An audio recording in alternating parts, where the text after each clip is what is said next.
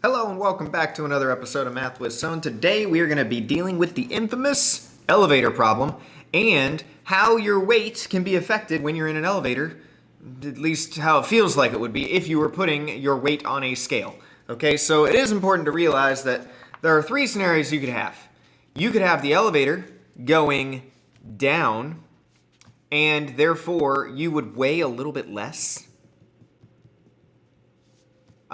respectively on the scale because you are kind of like taking away some of that gravitational weight. If you were going up, that means that the elevator itself would be pushing up on you and that scale would be squeezed. So you would weigh a little bit more. Well, you wouldn't. The scale would read more. And the other option would be is if you are in complete free fall, if the elevator is going down so fast that you are in the air floating on this scale, and then you would weigh zero weight, at least according to the scale. So those are the three options. And we got an example here to kind of just work through the math for AP Physics. So what would the scale read if the elevator accelerates down at 3 meters per second squared? Well, first we need to figure out how much you weigh. And force is equal to mass times acceleration. And the scale originally read 900 newtons, which is the force. We haven't figured out the mass of this confused man that takes a bathroom scale on an elevator. So if we did that, 900 newtons is equal to his mass times the acceleration due to gravity, which we're going to call negative 10 meters per second squared, indicating that it's going to be a whole number. 900 divided by 10, technically negative 10, indicates that he is being pushed downward at that negative 90, or he has a weight of 90 kilograms. All right. What of the scale of the elevator, what would it read if it was going down with the elevator at 3 meters per second squared? Well, what's going to happen here is that 3 meters per second squared going to make you weigh more or less? Is it going to be helping gravity make you weigh more, or is it going to be hurting gravity, making you weigh less?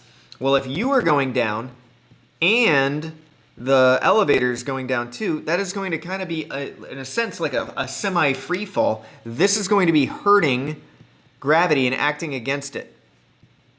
And if it is hurting gravity and acting against it, your force equals mass times acceleration. That acceleration would be gravity and taking away this acceleration. Okay? So that means that we would have our force, which is unknown, equals our mass, 90 kilograms, times gravity, negative 10 meters per second squared, minus the 3 meters per second squared. Gravity is 10 meters per second squared. And again, gravity, I should have made positive. Excuse me. So essentially, you're not going to be pulled down by all 10 of that gravity. You're only going to be pulled down by 7 of it. So our force is equal to 90 kilograms times 7 meters per second squared, which gives us a grand total of 630 Newton. All right, does that make sense?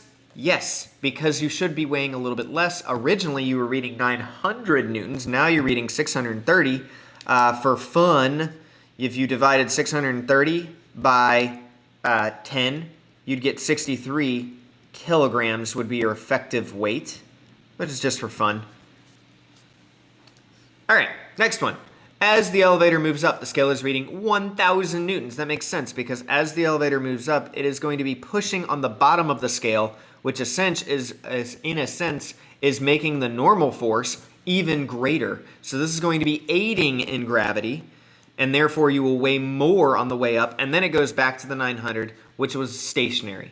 So with that in mind, force equals mass. The gravity and the acceleration this time are both going to be working together. Your original mass is 90. Your force is 1,000 newtons. Will equal 90 kilograms times 10 meters per second squared plus A. So you have the choice of either distributing this or dividing right away. I would divide right away. If we divide right away, 1,000 divided by 90 ends up being 11.1 repeat newtons divided by kilograms And then if we have that equal to 10 meters per second squared plus a, you would just subtract your 10 meters per second squared and you'd get your acceleration. Well, newtons divided by kilograms is meters per second squared, so we have 11.1 meters per second squared minus 10 meters per second squared, and that gives us 1.1, repeat, meters per second squared for our true acceleration of the elevator. And that makes sense too, because it's not going up. You're not weighing double what you did in the beginning. Okay, so it's not really going up by 11 meters per second squared, because that would be like the complete opposite and doubling what gravity is doing. Gravity is acting with this 11.1, and you're really only going up at 1.1 meters per second squared, which is adding to the gravity. All right, what would the scale read if it entered free fall? Well, that would be 0. If it entered free fall, you'd be floating in the air, probably screaming. Woo! You'd be screaming in this elevator, and you would be just barely hovering above that scale, which means you wouldn't be enacting any force on that scale. You would be counteracting gravity completely. You'd be essentially going and weighing 0 newtons.